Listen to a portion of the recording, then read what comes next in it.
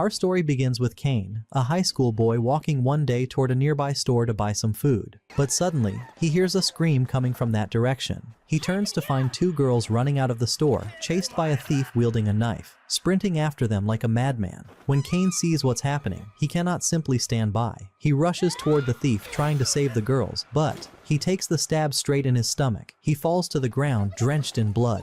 The end is near, but he tells himself, as long as they're safe, I'm satisfied. Then he closes his eyes, and that's when the miracle happens. Kane opens his eyes to find himself in the body of a small child. Unbelievable. He has been transported to another world. One of the maids sees him, rushes toward him and hugs him tightly. His mother, upon learning that he's alive, embraces him with tears of joy. She is overwhelmed with happiness, as this child had apparently been ill for quite some time.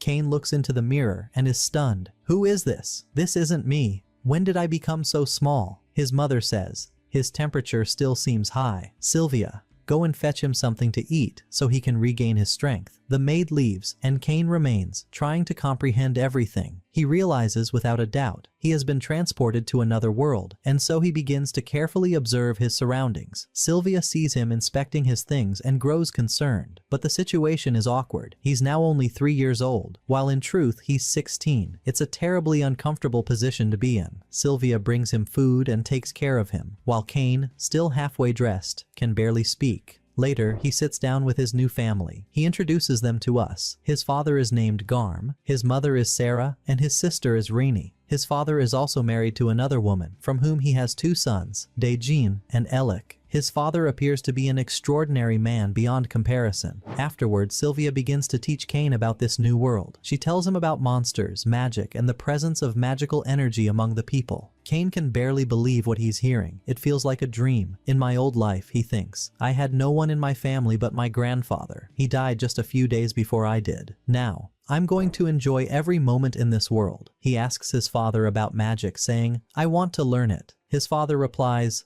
so soon? You're only 3 years old. Have you even learned to read? Kane responds, yes. His father says, then read magic books until you turn 5. After that, I'll personally take you to learn magic. Kane agrees, returns to his room, finds no one there, and decides to try using magic.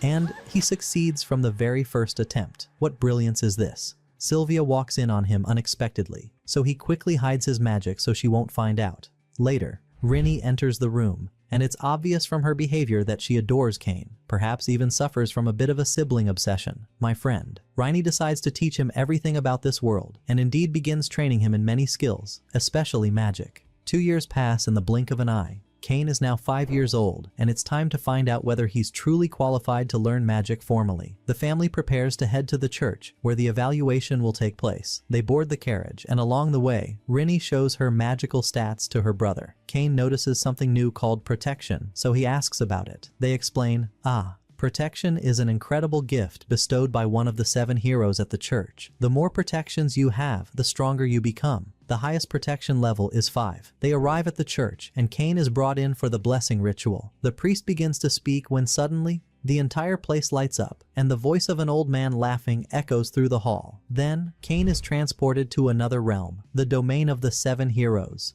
Kane is stunned. Are you really the ones who will bless me yourselves? The 7 heroes introduce themselves saying, we know everything about you, your bravery in your past life, and your sacrifice to save the 2 girls. That's why we've prepared a surprise for you, one beyond imagination. Kane is shocked. He asks, what is it? The heroes grant him their own protections, all of them. He can hardly believe it. The old man laughs again and says, you've seen nothing yet. Kane returns to reality. Everyone is stunned by what happened. His father says, show me your stats right now. But Kane responds, let me go to the bathroom first, and slips away to check his stats on his own. And what a shock. He's received protection from all 7 heroes. Not only that, but he possesses lost magical elements, and every single one of his stats is at max level. Wait, max level? The highest level in this world is 5. But Kane has gone far beyond that. He's now twice as strong as the strongest person in the world. Sensing the danger, he hides and reduces his stats, so no one becomes suspicious.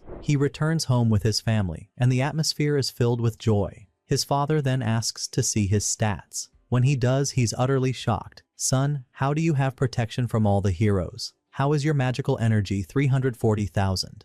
The strongest royal guard only has 100,000. Cain, for his part, didn't fully understand. It all overwhelmed him. His father warns him, never show your stats to anyone. You'll become an international target. And if these are your hidden stats, what if they saw the real ones? The world would lose its mind. That night, Cain enters his room and finds a book titled The Art of Summoning. Since his sister isn't around, he sneaks outside to try summoning something. Maybe a cute little creature, a dog perhaps. Something nice. But what happens? A giant monster appears. Calm down, son. The beast spots a girl walking nearby and charges at her. Ryo also happens to be there and rushes to protect the girl, but the monster nearly tears them apart. Cain remembers that moment, the moment he sacrificed his life to save 2 girls. I won't let this happen again, he tells himself. He runs to protect them, but the monster grabs him and starts crushing him. He's about to be killed, but then, the surprise. Cain uses reverse summoning and sends the beast back to its origin. He collapses to the ground, exhausted but proud of what he has done. Ryo and the girl rush to him, full of gratitude, and the moment is pure beauty and emotion, truly. A few days later, his father held a grand celebration for his baptism and the beginning of his magical training. He invited a large number of people, and everyone rejoiced with happiness. During the festivities, the priest asked the father, "What do you hope your son will become when he grows up?" The boy answered, "I want to travel to many places. I want to protect these wonderful people, their smiles, and never be a burden to them. I'll become an adventurer." His father was overjoyed by his words. Everyone applauded warmly, and someone shouted, "Big cheers for you, Cain." Afterwards, Cain's father took him to the dining hall and said, "I'll bring you a teacher who will train you in magic." Cain was overwhelmed with joy, his childish innocence evident as he ran to his room, imagining what his teacher would look like. Would he be a giant? Or perhaps a wicked witch? Surely someone a bit crazy. As he was lost in thought, the servant entered with his teachers. Cain was so surprised that he fell to the floor like a fool. He apologized, "I'm sorry, I didn't notice." The girl scoffed, "Do you still want to be breastfed, little boy? Looks like you're still hungry." Then the servant said, "These 2 are your instructors. They will train you in magic and take care of you." Cain was shocked. He introduced himself and they all entered the hall where he met the rest of the family. The first was named Millie and the second Tina. They had been assigned to train him for 3 full years. But honestly, 3 minutes might be enough for him. They all went out to the palace courtyard to begin training. Cain was brimming with excitement. Millie said, "Show us your sword skills, champ."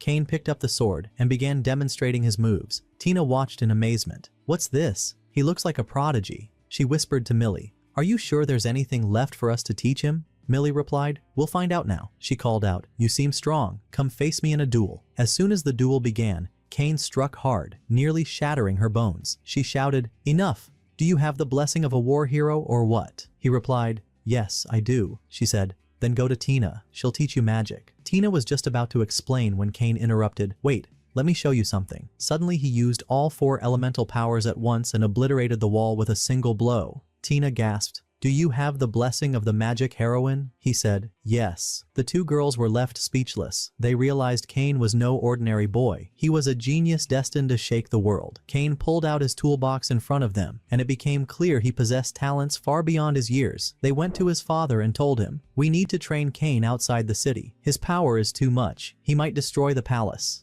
The father was stunned. "It's only the first day. Have mercy, son." Cain replied eagerly, "It's fine.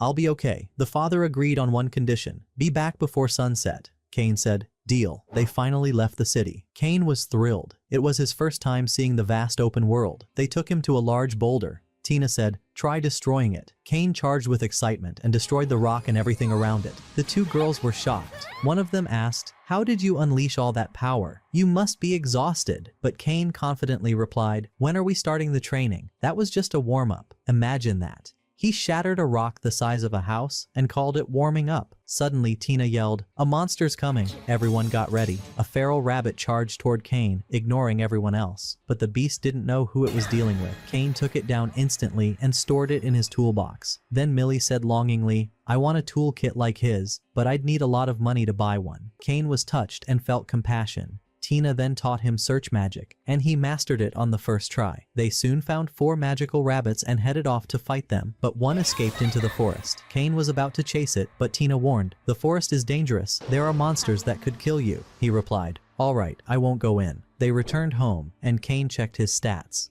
Unbelievable. He leveled up 8 times just from defeating a magical rabbit. Imagine if he defeated a boar. He'd probably jump 1,000 levels. The next day, Millie and Tina took Kane to the guild to ask about stronger magical beasts and to gather the equipment they needed. The receptionist explained everything, then added, "There are some wolves in that area. You'll find them if you go there." She suddenly realized the boy was the son of the regional ruler and blurted, "I'm so sorry, Your Excellency, I didn't know." Kane kindly replied, "It's all right, don't worry." Suddenly, a large man approached them and said, "What are you doing with this child?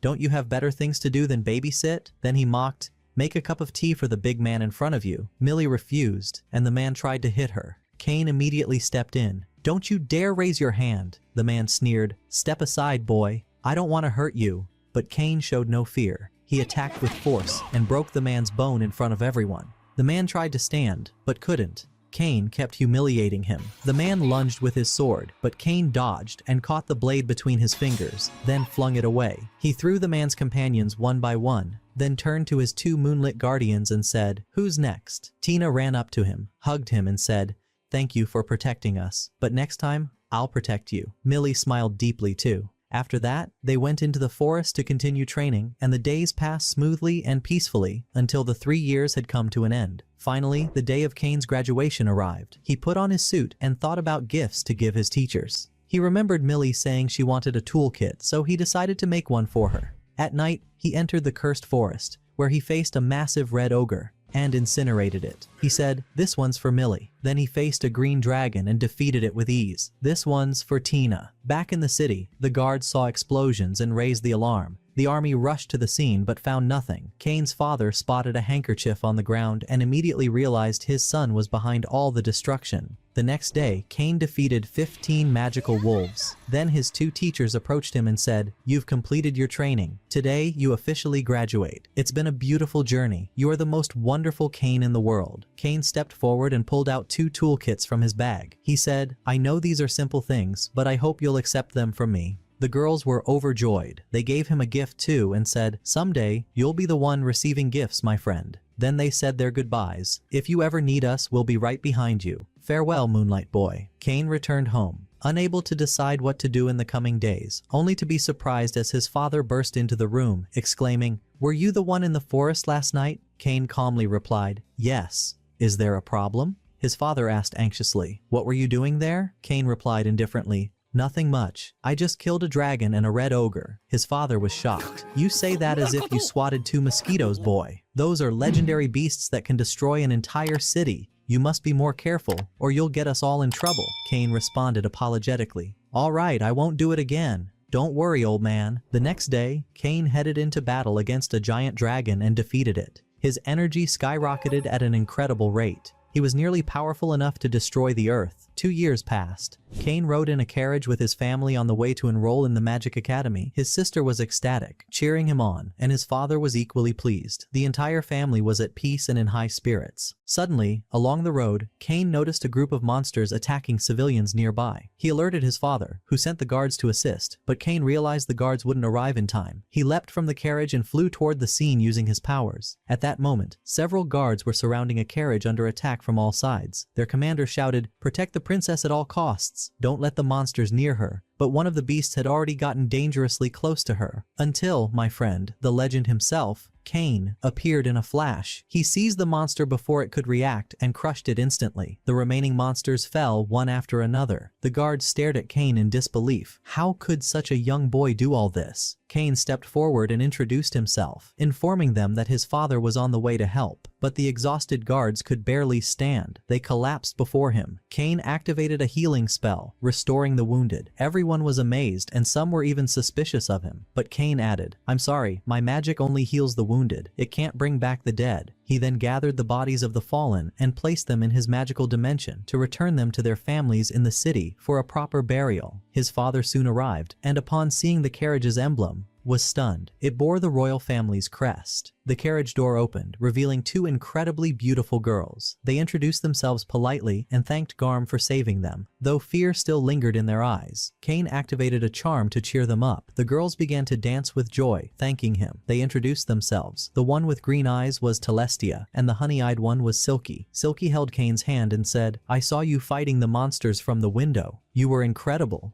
Telestia became flustered and grabbed his other hand. My friend, the fire of love had begun to blaze on his armor. Kane asked them where they were headed. When he replied that he was going to the royal capital, they insisted on bringing him along. Kane sat in the carriage while the two girls sat far from him. They were well-mannered noblewomen, and the poor boy sat modestly, fully clothed, and reserved. One of the guards interrupted, saying, "We'll reach a city soon. We'll rest there for 2 days before continuing." Kane responded, stunned, "Did you see what just happened back there?" The guard replied, "I saw everything." Kane was speechless. "Trust me, you wouldn't want to be in his shoes." At last, they arrived at the city and checked into a hotel to rest. Kane was relieved to finally get away from the girls, until the unexpected happened. When he entered his room, he found the two girls holding on to him. "We're scared," they said. "We won't let you leave us alone." His father objected, "It's not proper for you to sleep in the same room," but the girls refused and dragged Kane in with them. Inside the room, the beds were adjacent, and they debated who would sleep next to him.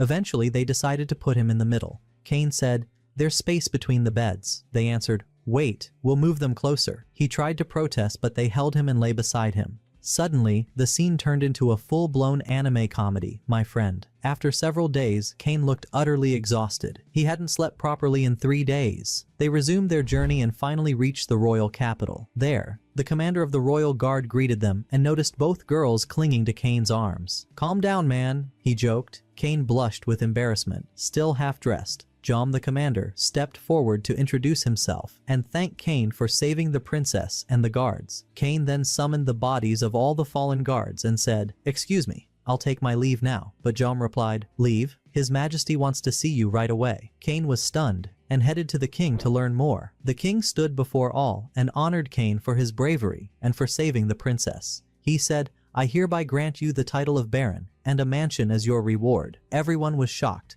No one could believe it. The king added, "He didn't just save the princess, he healed all the guards and returned the bodies of the fallen. Talented children like him must be honored." Kane was astonished by how things had turned out and accepted the reward. As he was about to leave, the king stopped him, saying, "I need to speak with you." Kane sat with his father waiting for the king. His father said, "My son, have mercy on me. It's your first day in the capital, and already you're a baron with a mansion? What is this?" Kane replied, "What can I say, old man? I guess I'm just lucky." The king entered accompanied by Silky's father. They both bowed to Kane in gratitude for saving their daughters. Kane told them, "Please, raise your heads. I didn't do anything noteworthy." The king responded, "I thanked you as a king. Now I thank you as a father." Silky's father echoed the sentiment, which pleased Kane greatly. Then the king got to the point and said, "I would like to betroth my daughter to you, and Silky as well." Kane was stunned and said, "But I've only known them for 4 days. The king replied, "You traveled together, held hands and slept side by side. After that, the people will never accept them marrying anyone else." Kane was shocked but agreed. The girls were overjoyed, while your man Garm nearly passed out from the shock. My friend, the future just got a whole lot crazier. The next day, Kane used his power to visit the 7 heroes. When he arrived, they welcomed him, and he told them about what had happened, how his power kept growing rapidly, and how he no longer understood what was going on. One of them said, "I'm the one who increased your power, man. You are now the strongest human on this planet. No one can stand against you." Kane was surprised and said, "Thank you, old man." Another hero approached and said, "Why don't you create a game for us? This world is gloomy and nothing brings people joy." Kane replied, "Leave it to me. I'll make you an amazing game." And so, Kane returned to the world. He went out with his sister to buy some clothes, but he couldn't bear staying in the store for long due to what he was seeing, so he stepped outside. There, he ran into a girl he seemed to know from the past. She greeted him warmly. It was clear they shared an old friendship. Her father then appeared and welcomed Kane humbly, inviting him into his shop. The man turned out to be a skilled merchant, nearly an expert in everything. Kane had finished developing the concept of the game and submitted the designs and all the details to the man responsible for executing it. The man was thoroughly impressed with the idea, but he said, "The costs are extremely high. We won't be able to afford it." At that moment, Kane pulled out a gold coin and asked, "Is this enough?" The man was stunned by the amount and replied, "That's more than enough, far more than enough." Cain then left the place, only to find Reno standing in front of him. She seemed a little upset because she was wearing new clothes and he hadn't seen them. She said, "Where have you been, sir? And why did you leave without commenting on my outfit?" Cain smiled and replied, "You look beautiful in everything. My eyes hurt from your beauty, so I had to step outside to recover my vision." Reno was touched by his words and softly responded, "All right." They returned home together, and Reno sat in front of him, showing him all her new outfits, which put him in a rather awkward spot. A few days later, the game was completed, and the merchant sent for Cain to come see it. Upon seeing it, Cain found it identical to the world he had designed. He signed a contract with the merchant and handed the first copy of the game to the 7 heroes. He asked the merchant to produce a second copy as a gift for the king at the upcoming party. The merchant replied, "I'll do it, but what do you say we turn this into a business and start selling the game?" Cain agreed, "Absolutely," and handed over the funds to launch the project. As the king's party approached, Cain went with his family. His father said to him, "You're now a baron. All the girls will try to get close to you. Be careful." Cain replied, "All right. I'll run the moment one approaches." They arrived at the banquet, where the king was welcoming guests. Sylvia and her father were there, and Sylvia looked stunning. When Cain saw her, he said, "How breathtaking you are." She was moved and replied, "No one is more beautiful than you." But her father interrupted and said to Cain, "You're an irresponsible young man. Go greet the king." Cain did go to the king and complimented Princess Telestia, which touched her deeply. The king then said to Garm, Cain's father, "How did you raise this boy? He's become a charmer of women." Garm replied, "By God, I don't even know myself." Cain presented the game to the king, and the latter was overjoyed upon seeing it. He said to Cain, "I was planning to speak to you after the banquet about your situation with the girls, so don't go far." Cain agreed, though he seemed a bit anxious. Shortly after, he sat with Telestia, and the atmosphere between them was wonderful. But luck betrayed him. He bumped into a huge young man, barrel-like in size, who began to mock and bully him, along with 2 of his friends. Naturally, Cain didn't stay silent. He took them outside for some fresh air. Out there, one of them said, "Sit down and apologize, or I'll make you regret it." Suddenly, one of them pulled out a magic book and cast an attack spell, but it wasn't stronger than a matchstick. The second tried something similar, causing real laughter. Telestia said to them, "Cain wiped out an entire army of monsters in moments. What do you think you're doing?" When they realized he was the man who saved the king's daughter, they backed down and fled before the situation turned into a disaster. Later, the king's advisor handed Cain the key to his new mansion and gave him the location. Cain went to the estate and found it abandoned and dark, but he immediately used his magic to breathe life into it, turning it into a masterpiece of architecture. We learned that this mansion was a gift from the king in honor of Cain's new baron title. Cain summoned the servant team who had worked with him before, and when they arrived, they were astounded by the cleanliness and beauty of the mansion. Meanwhile, Cain's family arrived at the estate and were amazed by its magnificence. But suddenly, they heard screaming from outside and rushed to investigate. Indeed, a massive, terrifying dragon was there, so terrifying that even Garm nearly fainted from fear. Cain said calmly, "Don't worry. I defeated it in the forest and took a trophy from it, then turned it into a statue using magic." Garm replied, "That dragon alone could wipe out half the kingdom, and you turned it into a statue." It was later revealed that this dragon was considered a national treasure, worth a vast fortune. Suddenly, Cain learned that he had to send invitations to all the nobles of the kingdom and host them at his mansion. Such was the custom. Cain began preparing for the event with meticulous care, and a wild idea struck him. He would serve burgers as an unconventional dish, and even make soft drinks. He used magic to craft unique glasses and hired a chef, gave him the burger recipe, and finally succeeded in making it. When the maid tasted the food and the drink, she exclaimed, "This is divine." Suddenly, one of the servants rushed in and informed Cain that the king wanted to see him immediately. Cain went and found the king in a furious state because his deputy had opposed inviting Cain. The king said, "I gave you this mansion and you didn't send me an invitation? Since you're marrying my daughter and are now my son, you're a disloyal child." But Cain calmed him down and presented a special invitation saying, "I knew how busy you are and wanted to deliver it to you personally at the right time." The king calmed and was pleased, even boasting about it to his deputy. At last, the day of the banquet arrived. Cain and his father, Garm, stood at the entrance welcoming the guests. The deputy arrived with Telestia, and when they entered, the deputy was shocked at the sight of the dragon. Cain entered the grand hall, welcomed everyone, and thanked them for coming. The guests began tasting the drinks, and they were amazed. The king arrived and sat at the table, asking, "What is this drink?" When he tasted it, he was deeply impressed, but the real surprise came when he tasted the burger. He went absolutely mad. The king gave a direct order: slaughter every animal, make burgers out of all of them. Everyone burst into laughter and gave Cain a standing ovation for the marvelous banquet and royal hospitality. Suddenly, Gino arrives at the gates of the palace. As Cain steps out, Gino greets him with mocking sarcasm, saying, "Your palace looks exactly like a doghouse." Yet Cain silently lets him enter alone. There, Gino nearly faints in terror upon seeing a dragon face to face, but he composes himself and proceeds into the hall, continuing to mock the place and hurl insults at Cain. Despite it all, Cain offers him food and drink. When Gino tastes the drink, he is surprised by its sweetness, but scoffs, "This is the worst drink I've ever tasted." He does the same with the food, ridiculing it relentlessly, yet suddenly demands 100 portions of it, even asking to take the remaining drinks with him. But Cain refuses and says, "Something this tasteless is unworthy of your status." Enraged, Gino shouts, "What's it to you, fool? Do as I say without question." Cain, however, was deliberately provoking him, trying to push him into uttering an insult in the king's presence. And indeed, Gino explodes with profanity, just as the king suddenly appears from behind and commands, "Get out of here like a dog. You are stripped of your position and shall serve as the gatekeeper at Cain's palace." Terrified, Gino flees. Meanwhile, Telestia realizes that Cain had orchestrated Gino's downfall and remarks, "He got exactly what he deserved, I swear." Soon after, we see Cain standing with the captain of the royal guard, learning that the king has personally assigned him to train the palace guards. The captain suddenly asks, "I've heard you have a dragon in your palace. Is that true?" Cain replies that he owns a whole collection of dragons and invites them to see for themselves. He takes them to the training grounds and opens his tool chest. The captain is stunned and exclaims, "How did you manage to slay all these monsters by yourself? You can't possibly be human. There must be a great secret behind you." Cain grows uneasy and asks to begin training immediately. The captain gathers the soldiers and announces that Cain will be their instructor. One soldier protests,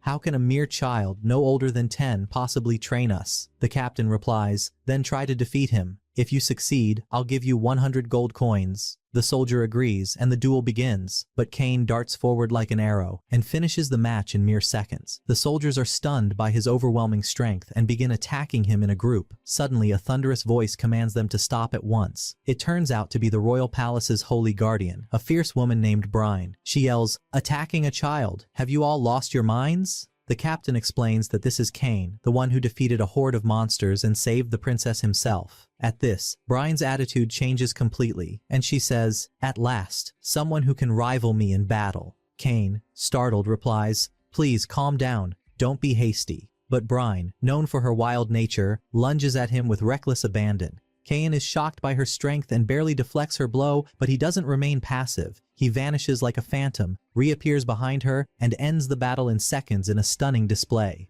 Brine stands frozen and exclaims, "At last, I found someone who can defeat me. I've decided I will marry you immediately." Stunned, Cain responds, "Marriage? But I'm only 10 years old." She replies, "That's fine. Just tell me when you're ready, and I'll wait. Until then, you'll stay here, and I'll keep watch over you myself." When Cain warns that the king might object, she grabs him by the collar and marches straight to the king, declaring that she has decided to marry Cain, and that anyone who stands in her way will be crushed. The king, stunned, asks Cain what happened. Cain answers, "Honestly, I have no idea. I fought her, I won, and ever since then, she's been like this." The king informs her that Cain is already engaged to his daughters and the vice minister's daughter. He expects Brine to back down, but she insists, "Anyone who comes near him, I will slice them in two." Then she hoists Cain up and carries him away. What a force of nature. Meanwhile, we notice Garm nearby, and the king asks him about the source of his son's immense power. Garm is at a loss and replies, "Only God knows." Suddenly, the royal advisor announces that he has a plan. Something is clearly unfolding behind the scenes. Not long after, the king sends the captain of the guard to summon Cain for an important matter. When Cain enters and sits down, he feels tense and asks, "Why are you all gathered like this?" Suddenly, the advisor hands him a forbidden magic book, claiming it to be a gift from the king.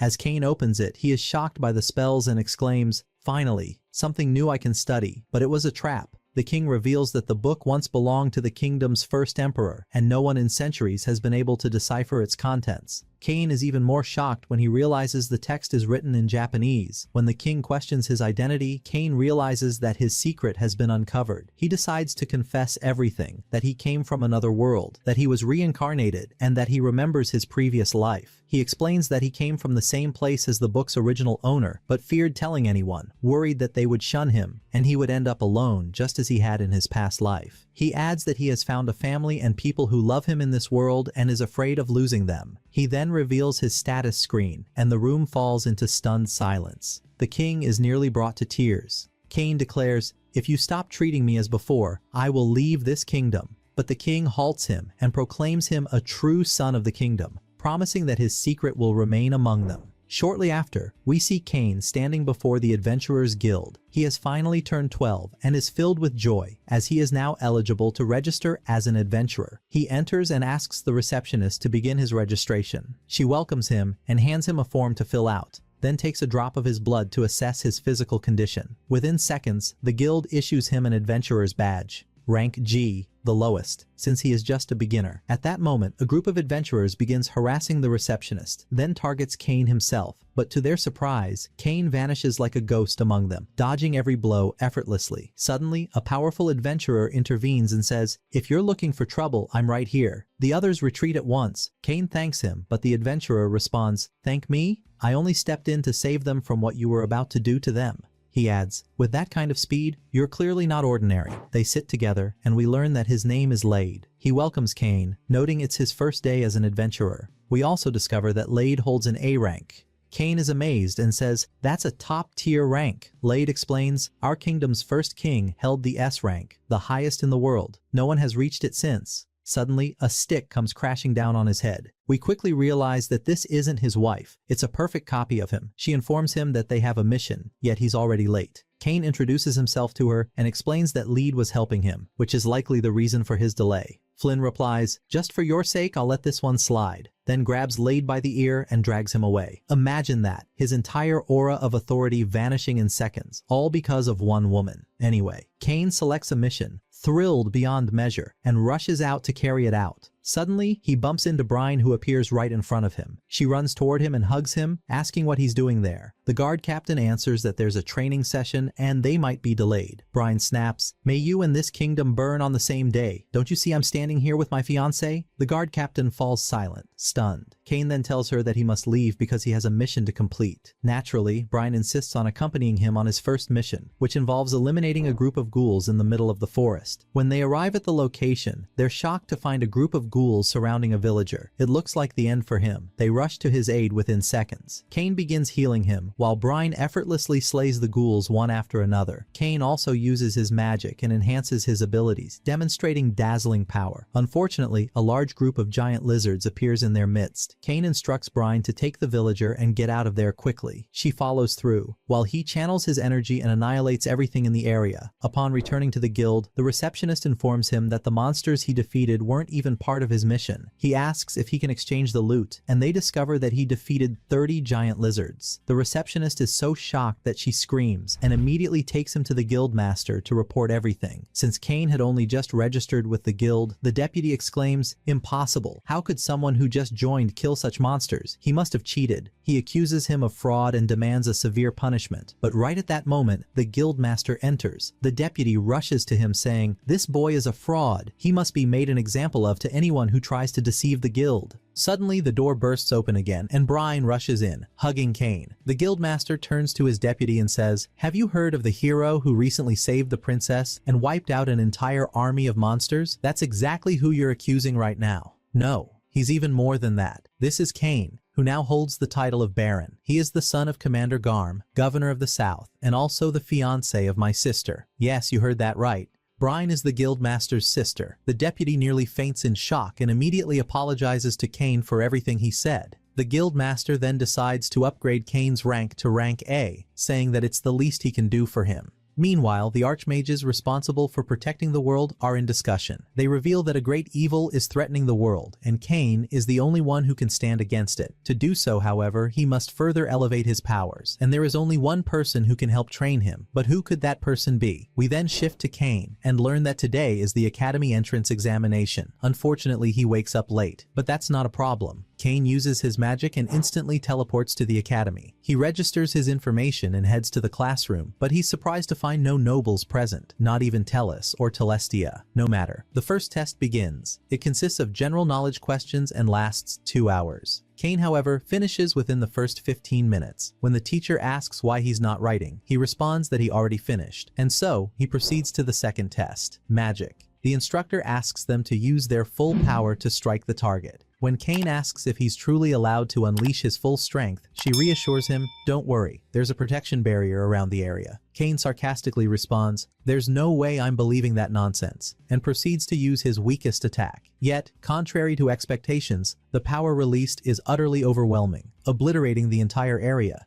The teacher screams, "How did this even happen? What would have occurred if you used your full power?" No matter. We move on to the next test. Sword combat. Several adventurers from the rear guard are observing this portion of the exam. Among them is Lead. He waves at Cain and says, "What are you doing here?" Excited, he volunteers to personally test him. The duel begins. Lead tells Cain to show him everything he's got, and Cain responds, "Gladly." They charge at each other with mind-blowing speed and terrifying power. But who's he up against? Cain hasn't even gotten serious yet. Just then, the test supervisor abruptly halts the duel and orders Cain to leave immediately, saying that his test is over and that he should return tomorrow for the results. Cain had terrified the other students so much that no one wanted to continue. Understandable, my friend. Later, we see the academy director speaking with the king's deputy, informing him of a grave matter. A commoner child possesses terrifying power that destroyed part of the academy and shocked both teachers and students alike. The deputy bursts into laughter and says, "Don't bother explaining. It must have been Cain."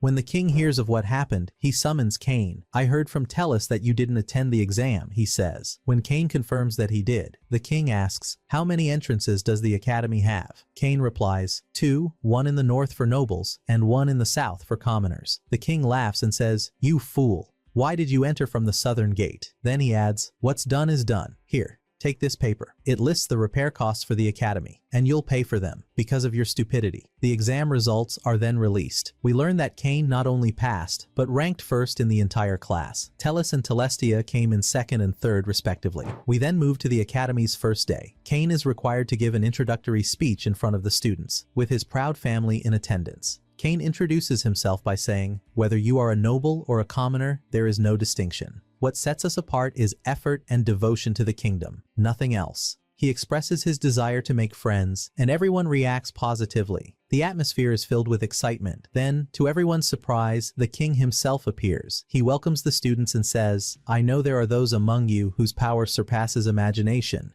He then slaps Cain on the back of the head, saying, "I hope they'll be careful and not use their powers again," then smacks him again. At that moment, Cain realizes the king was speaking about him specifically. And no sooner had we finished than a mysterious creature appeared, wandering through the halls of the academy. Suddenly, it heard a strange whisper, "Go to the library, now." Obeying the voice, it headed there without hesitation. The moment it opened the door, it found itself transported to an entirely different world, a realm unlike anything it had ever seen. As it stood there, awestruck by its surroundings, a strange figure appeared before it and said, "I've been waiting for you for a very long time." Cain didn't understand a thing, nor did he know who this stranger was. Yet the two sat together, and it was there that a grave secret was revealed. The man was Yuya, the first king of the kingdom of Asphort. Shocked, Cain asked, "How are you still alive?" He thought him to be a ghost or a lingering spirit, but Yuya merely smiled and replied, "I'll explain everything in time, but for now, know this, you are here to train under me." Still stunned,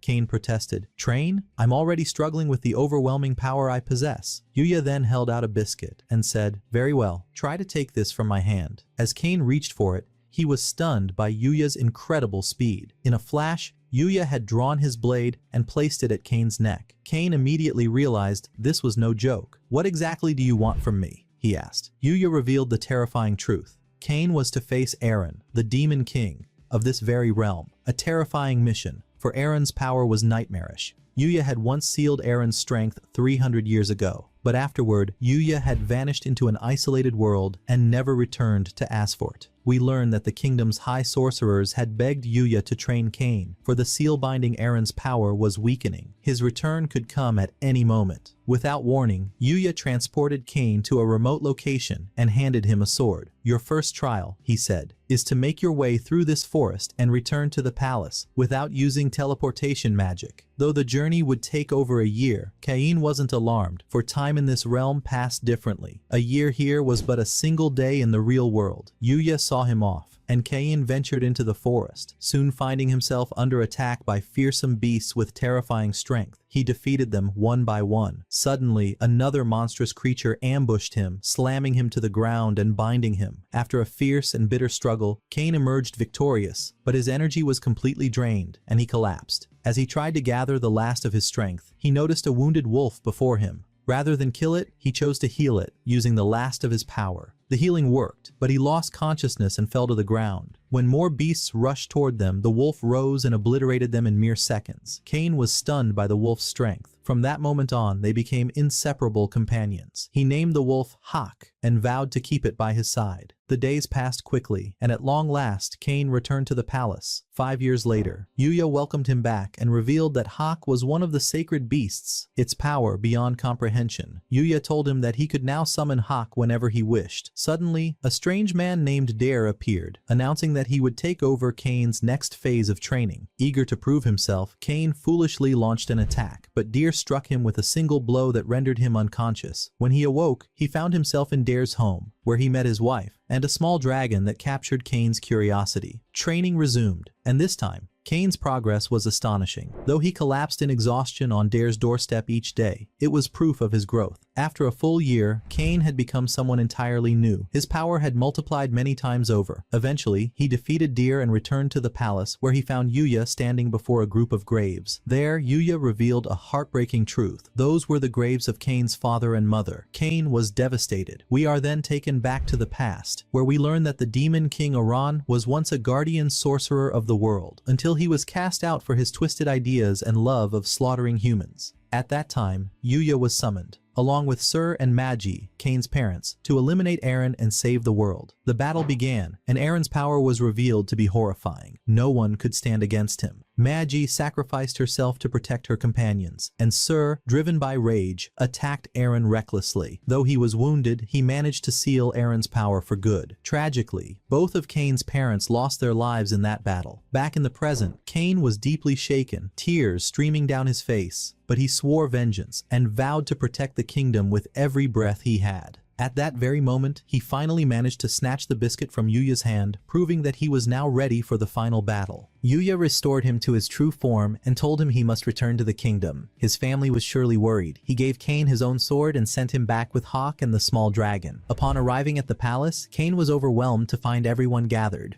Overjoyed by his return, he then went straight to the king and recounted everything that had happened, revealing Yuya's sacred sword before him. The king was stunned to the core. Just then, the royal aide entered and informed Kane that a letter had arrived from the guild during his absence, and if he did not report to them immediately, his name would be permanently removed from their records. When Kane arrived at the guild, he immediately met with the guild master and apologized for failing to complete the mission he had previously been assigned. That mission, we later learned, was to capture a group of bandits operating in a certain area, but Kane didn't hesitate. He set out to complete the task without delay, flying swiftly toward the designated location using magic. Sure enough, he found a group of bandits attacking a carriage. Yet as he approached, he was shocked to see that the people under attack were none other than Nima and Mill. Kane quickly rushed to heal Mill's injuries, then turned to the bandits and declared coldly, "You're about to pay dearly for what you've done." The bandits, enraged, charged at him. But seriously, who were they attacking? This was Kane. He dodged their attacks with ease and took them down one after another, effortlessly and with incredible skill. When Nima and Mill saw his rank, they were completely stunned. This wasn't just some ordinary young man. Not at all. Kane finished the mission and restrained the bandits before flying them back to the guild and handing them over to the receptionist. Just then, a group of bullies began to harass Nima and Mill. It was the same group Kane had humiliated years ago when he was only 5. The moment they saw him again, they froze in terror. And then, out of nowhere,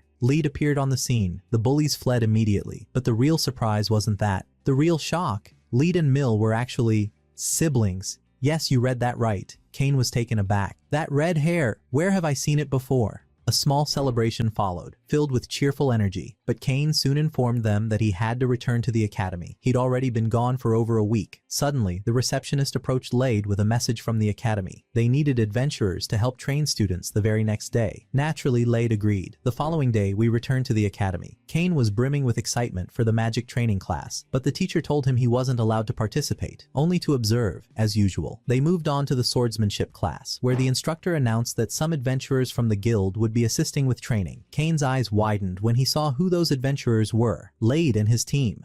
Knowing Kane had no friends in class, Lade tried to help. He asked each student to introduce themselves using their guild names. Everyone complied, except Kane. Lade walked over and asked him directly. Kane replied, "Sorry, I forgot it at home." They moved to the arena for combat practice. The students were far weaker than the guild adventurers, and Lade saw a chance to showcase Kane's power. When Kane's turn comes, Lade thought, I'll pretend to attack him carelessly. He'll amaze everyone and finally get the recognition he deserves. One by one, Lade took down the students until it was Kane's turn. But just as the plan was about to unfold, the academy director stepped in and called the session to an end. Lade's plan had failed, and worse, it only angered Kane more. He could have started with Kane from the beginning. Kane left the academy in frustration and stormed into the forest. There, in a fit of rage, he unleashed destruction on everything around him, a terrifying sight. Meanwhile, in the kingdom of Lobel, a massive surge of dark energy was detected coming from the forest. An emergency was declared, and Garm was dispatched with troops, just as before. Once again, Garm realized this was Kane's doing. In a later scene, Kane appeared in the academy's courtyard. This time, he entered the magic class, only to leave moments later. When the teacher asked why, he said, "I'll just be forced to watch again, like always." But this time, Shin, the new magic instructor, informed him that today's lesson involved summoning beasts, and Kane could participate. The instructor began handing out summoning seals and explained how to form bonds with the creatures. When Kane's turn came, he hesitated, afraid of summoning something terrifying like before. But the teacher reassured him,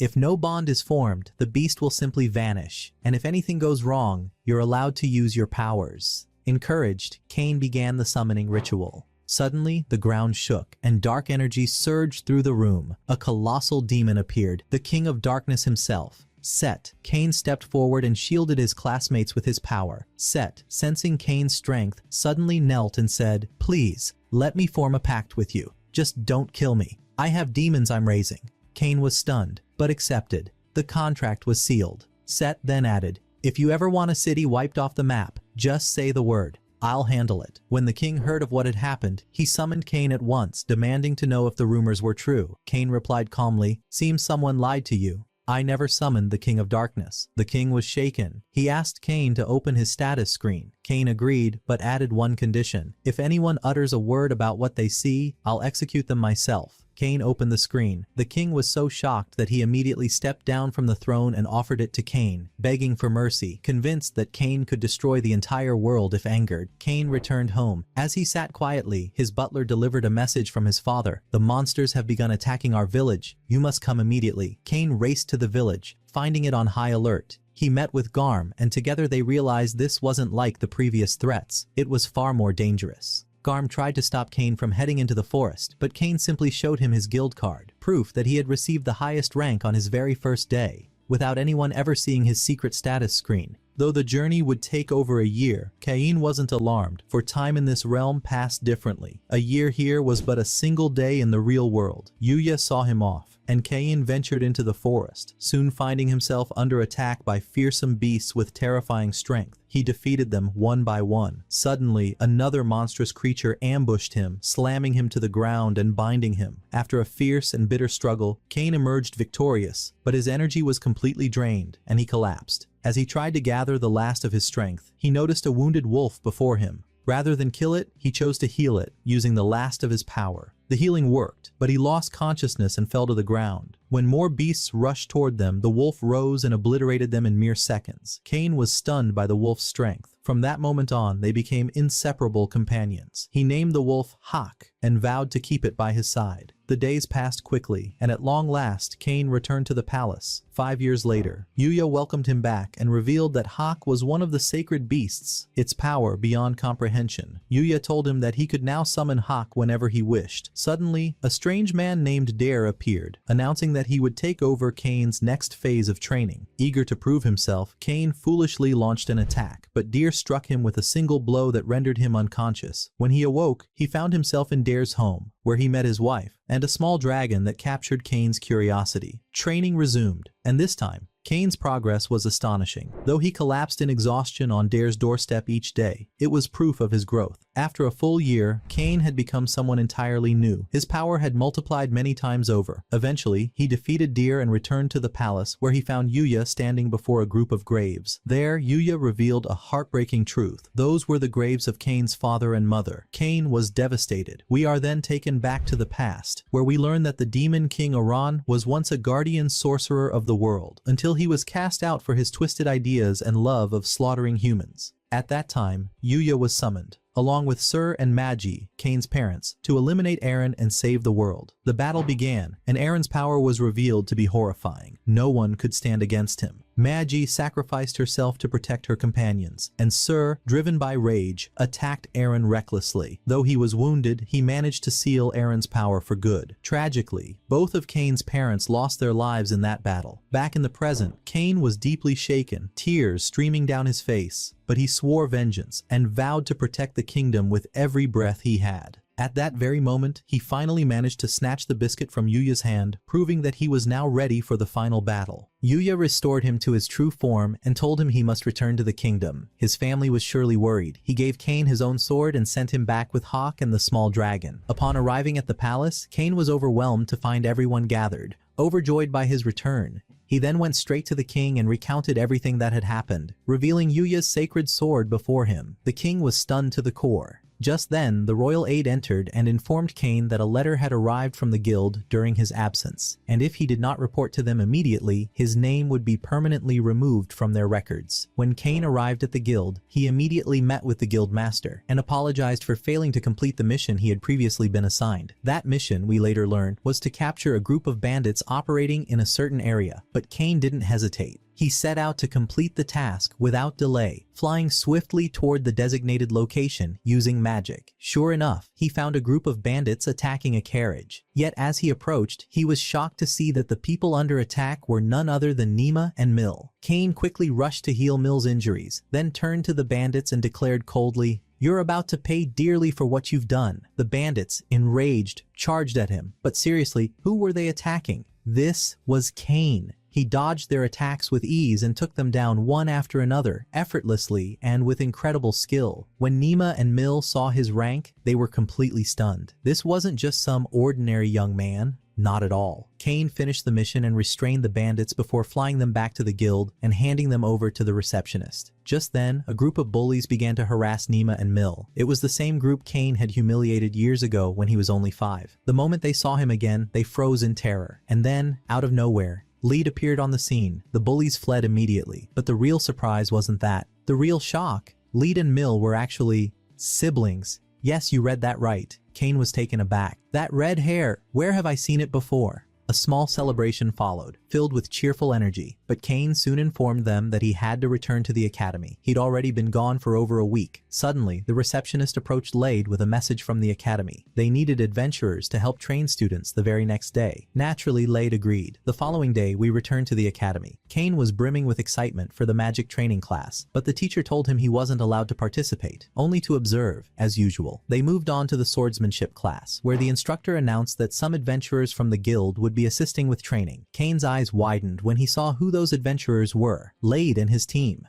Knowing Kane had no friends in class, Lade tried to help. He asked each student to introduce themselves using their guild names. Everyone complied, except Kane. Lade walked over and asked him directly. Kane replied, "Sorry, I forgot it at home." They moved to the arena for combat practice. The students were far weaker than the guild adventurers, and Lade saw a chance to showcase Kane's power. When Kane's turn comes, Lead thought, I'll pretend to attack him carelessly. he'll amaze everyone and finally get the recognition he deserves. One by one, Lead took down the students until it was Kane's turn. But just as the plan was about to unfold, the academy director stepped in and called the session to an end. Lead's plan had failed, and worse, it only angered Kane more. He could have started with Kane from the beginning. Kane left the academy in frustration and stormed into the forest. There, in a fit of rage, he unleashed destruction on everything around him, a terrifying sight. Meanwhile, in the kingdom of Lobel, a massive surge of dark energy was detected coming from the forest. An emergency was declared, and Garm was dispatched with troops, just as before. Once again, Garm realized this was Kane's doing. In a later scene, Kane appeared in the academy's courtyard. This time, he entered the magic class, only to leave moments later. When the teacher asked why, he said, "I'll just be forced to watch again," like always. But this time, Shin, the new magic instructor, informed him that today's lesson involved summoning beasts, and Kane could participate. The instructor began handing out summoning seals and explained how to form bonds with the creatures. When Kane's turn came, he hesitated, afraid of summoning something terrifying like before. But the teacher reassured him,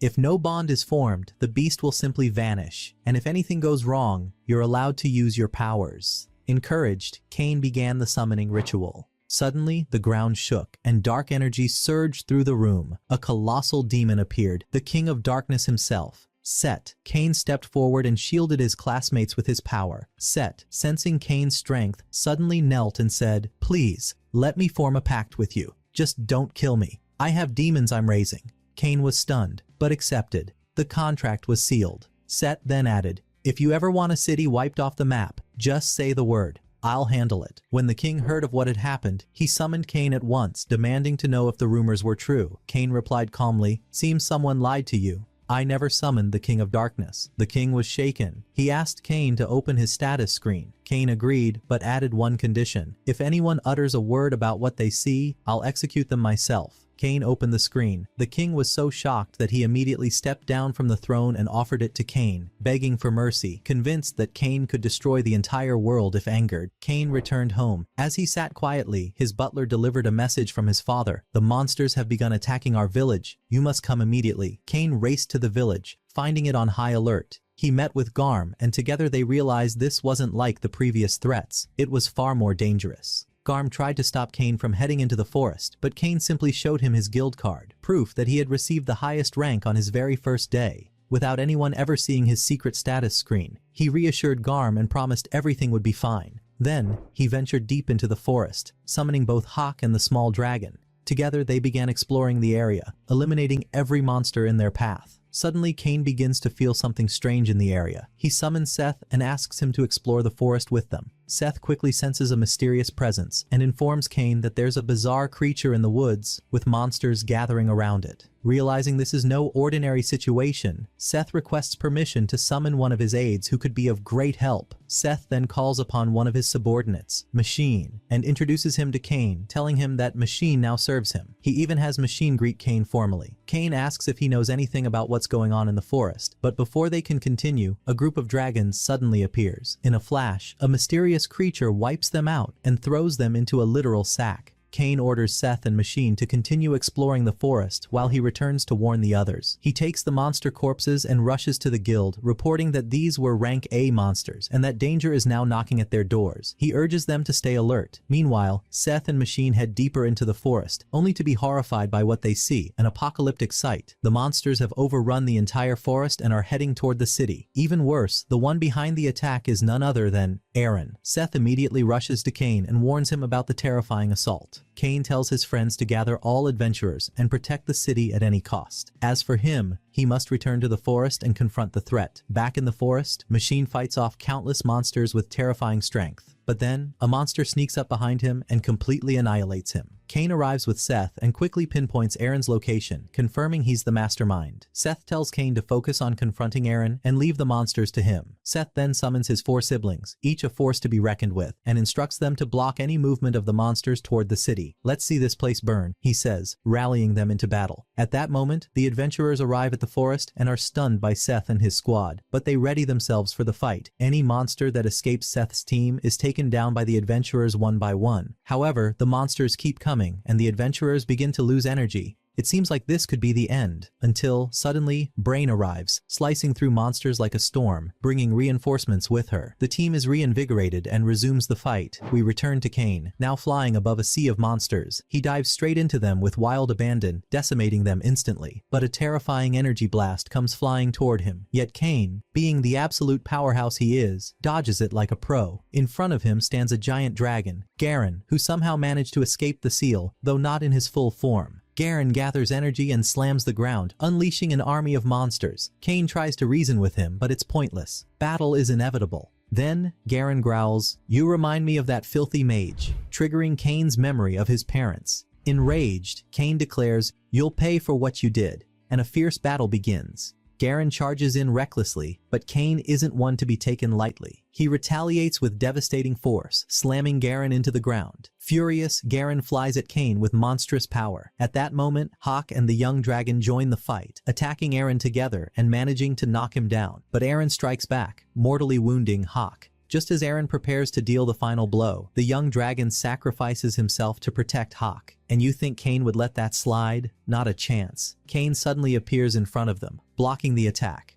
"I won't let you hurt anyone while I'm alive," he says. "I'll protect my friends to my last breath, and I've got a score to settle with you. The time of reckoning has come." Kane's aura erupts like a volcano, overwhelming everything. With one mighty strike, he obliterates Iran from existence. The sheer force leaves everyone stunned. No one can believe the power behind that blow. Seth rushes to Kane, only to find him still attacking. "Who are you even hitting now, you maniac? You've destroyed the forest," Seth shouts. Apparently, Kane thought Eren was still there. With the battle over, the monsters retreat to the forest, and peace returns to the city. Kane and his friends celebrate their hard-earned victory. Later, the king summons Kane and, as usual, is in shock over the destruction. But putting that aside, the king appoints Kane as the governor of Redel City and throws him a massive celebration in his honor. He even promotes him to the rank of minister, in front of everyone. What a glow-up. Kane's first act, he goes to Redel City disguised as a commoner and heads to the Adventurers Guild. Rumors say crime runs rampant there, and sure enough, Kane starts cleaning house. Anyone who crosses his path gets crushed. He wipes out the core of corruption in the city. Then, using his magic, he builds a palace larger than anything you've ever seen. And to top it all off,